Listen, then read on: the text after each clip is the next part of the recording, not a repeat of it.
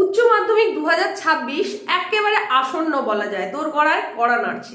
এই মুহূর্তে দাঁড়িয়ে তোমাদের জন্য ছোট্ট এই উপস্থাপনাটা নিয়ে আসার যে কারণ রয়েছে, পুরোটা মনোযোগ সহকারে দেখলেই বুঝে যাবে যে ঠিক কি কারণ রয়েছে। সেই কারণটা তো তোমাদের বিস্তারিতভাবে বলবোই, আর তোমাদের এই পরীক্ষা ব্যবস্থা সম্পর্কেও একটু সন্দেহ তো প্রকাশ করতেই হয় যে তোমাদেরকে নিয়ে ঠিক চলছে এটা কি। আসন্ন এই উচ্চ মাধ্যমিক 2026 পরীক্ষা যখন একদম সামনে এসে হাজির হয়ে গেছে, তখন তোমাদের জন্য বোর্ড কর্তৃপক্ষ প্রকাশ করেছে মডেল প্রশ্নপত্র। অলরেডি পাবলিক হয়ে গেছে বাংলার আর ইংরেজির মডেল প্রশ্নপত্র, এবং খুব শিগগির মানে 27 জানুয়ারি থেকে বাকিগুলো তোমরা পাবে। খুব তাড়াতাড়ি তোমাদের জন্য মডেল প্রশ্নপত্র প্রকাশ যে হয়েছে সেটা তোমরাও নিশ্চয়ই অনুভব করতেই পারছো। 12 ফেব্রুয়ারি থেকে যখন পরীক্ষা শুরু হতে চলেছে তোমাদের বোর্ড এক্সাম, যে এক্সামটা নির্ধারণ করবে অনেক কিছু, তোমার ভবিষ্যৎ নির্ধারণ করবে, তুমি কোন দিকে চলতে চাইছো সেটা নির্ধারণ করবে। সেই জায়গায় এসে 22 জানুয়ারি প্রকাশ হচ্ছে বাংলা আর ইংরেজির মডেল প্রশ্নপত্র, 27 জানুয়ারি থেকে প্রকাশ হবে বাকি সাবজেক্টের। তো সেটা এমনি এমনিও নয়, তোমাদেরকে পারচেজ করতে হবে, নির্দিষ্ট একটা অ্যামাউন্ট পে করতে হবে তার জন্য। এবার সর্বত্র যে তুমি যেখানে থেকে সেখান থেকেই পেয়ে যাবে এমনও কিন্তু নয়, নির্দিষ্ট জায়গা রয়েছে। সেটা হচ্ছে বুকমার্ক থেকে কালেক্ট করতে হবে, তারই সঙ্গে সঙ্গে তোমরা রিজিওনাল অফিস থেকে কালেক্ট করতে পারবে। এটা কি সত্যিই সম্ভব? প্রত্যেকটা স্টুডেন্টের পক্ষে এই জায়গাগুলো থেকে কালেক্ট করা কি সম্ভব? সংসদের ওয়েবসাইটে আপলোড করে দেওয়ার কথা তো সর্বাগ্রে ভাবা উচিত ছিল। যদি সম্পূর্ণ মনোভাবটা স্টুডেন্ট ফ্রেন্ডলি হয়ে থাকে, তাহলে এই একদম যখন ঘাড়ে নিঃশ্বাস ফেলছে পরীক্ষা, সেই মুহূর্তে এসে যখন মডেল প্রশ্নপত্র প্রকাশ হচ্ছে, তখন কি এইরকম একটা নির্দিষ্ট অ্যামাউন্টের বদলে নির্দিষ্ট জায়গা থেকে বই পারচেজের কথা বলাটা ঠিক হয়েছে বলে তোমার মনে হয়? কমেন্টে জানাও তোমার ঠিক কি মনে হচ্ছে, সে সম্পর্কে জানাও। মডেল প্রশ্নপত্র যেটা অনেক আগেই প্রকাশ করার দরকার ছিল, সেই জায়গায় এতটা দেরি করে এতটা পরের দিকে প্রকাশ করা হলো, তার মধ্যেও আবার সবাই কিন্তু পাবে না। এটা তো সংসদ করতেই পারতো যে 28 জানুয়ারি যখন সমস্ত কিছু ক্যাম্প অফিসের মাধ্যমে হ্যান্ডওভার করছে স্কুল কর্তৃপক্ষকে, তখনই একটা করে কপি দিয়ে দিতেই পারতো, খুব স্বাভাবিকভাবেই সেটা তাহলে সমস্ত স্টুডেন্ট পেয়ে যেত। একটা কপি থাকলেই স্কুল কর্তৃপক্ষ দায়িত্ব নিয়ে পিডিএফ আকারে সেটাকে আবার স্টুডেন্টদেরকে দিয়ে দিতে পারতো, সেখান থেকে তারা পেয়ে যেতে পারতো, প্রত্যেকটা ছাত্রছাত্রী কিন্তু পেতে পারতো। আর এই মডেল প্রশ্নপত্র পেয়েই বা হবেটা কি? মডেল প্রশ্নপত্রে যে ঠিক কি রয়েছে সেটা নিয়েও এখন তোমাদেরকে একটুখানি বিশ্লেষণ করে দিই। দেখো, মডেল প্রশ্ন প্রকাশের আগে প্রেসিডেন্টের ডেস্ক থেকে একটা ক্লাস করা হয়েছিল West Bengal council of higher secondary এডুকেশনের তরফ থেকে।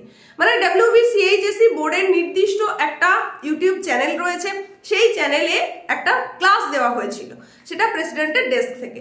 সেখানে আলোচনা করতে গিয়ে, একদম বিষয়ভিত্তিকভাবে আলোচনা করতে গিয়ে আমরা দেখলাম কি, বাংলা বিষয়ে সেখানে তো নাম্বার বিভাজনই তিনি ভুল বলছেন।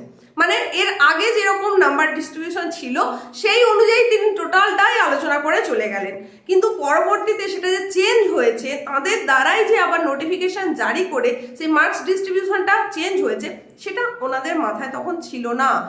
অল ওভার স্টুডেন্টের জন্য যখন একটা ক্লাস দেওয়া হচ্ছে, তাহলে সেখানে তো অনেক বেশি পরিমাণে সচেতন থাকার প্রয়োজন। ঠিক কি দেওয়া হচ্ছে, তাদের কাছে কি বার্তা যাচ্ছে, সেটা জানানোর দরকার ছিল। পরবর্তীতে যদিও সেটাকে সংশোধন করে নিয়ে আবার জানানো হয়েছে, তো এটা আমরা বাংলার ক্ষেত্রে দেখেছি।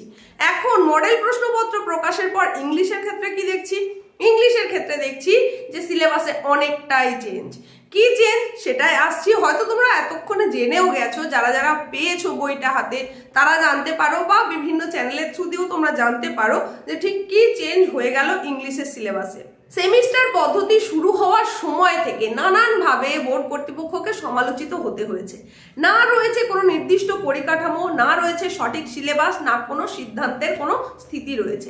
বিভিন্ন সময় বিভিন্ন কারণে, সেই কারণেই বিতর্ক ঝড় উঠেছে।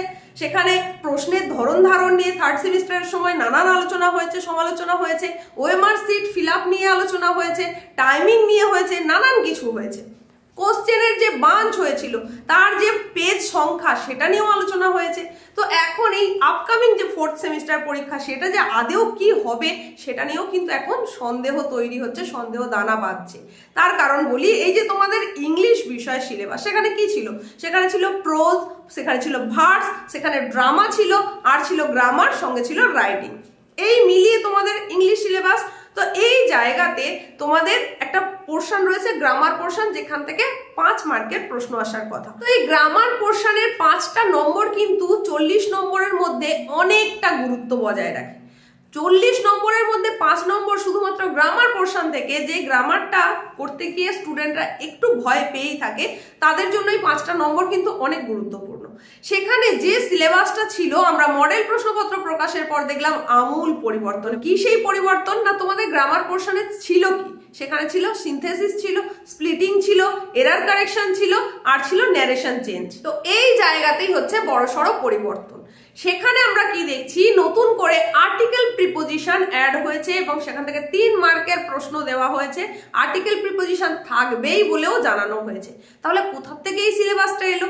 যখন তোমাদের সেমিস্টার মানে 6 মাস সময় পাওয়ার কথা, নির্বাচনজনিত কারণে পরীক্ষা এগিয়ে এলো, 6 মাস তো দূর, তোমরা 4 মাসও যথার্থভাবে পেয়েছো কিনা সেই সম্পর্কেও কিন্তু ভাবনা চিন্তা করতে হবে যে 4 মাসও তোমরা পেয়েছো কিনা। তো এই সংক্ষিপ্ত সময়ের মধ্যে এক তো সিলেবাস কমপ্লিট করা, তো 4 মাসের জন্য তোমরা যে সিলেবাসটাকে পড়ে এলে, রিভিশন করছো, একদম ঘাড়ে যখন নিঃশ্বাস পড়ছে পরীক্ষার, সেই মুহূর্তে দাঁড়িয়ে যদি তুমি জানতে পারো যে না, এটা সিলেবাস নয়, সিলেবাসটা অন্য কিছু ছিল, তাহলে তোমার কেমন লাগবে? হয়তো এটা একটা বেসিক জিনিস, কিন্তু বেসিক জিনিস হলেও সেটা তো তোমার সিলেবাসে ছিল না, তাই তুমি সেটাকে কিন্তু প্র্যাকটিসের মধ্যে রাখোনি।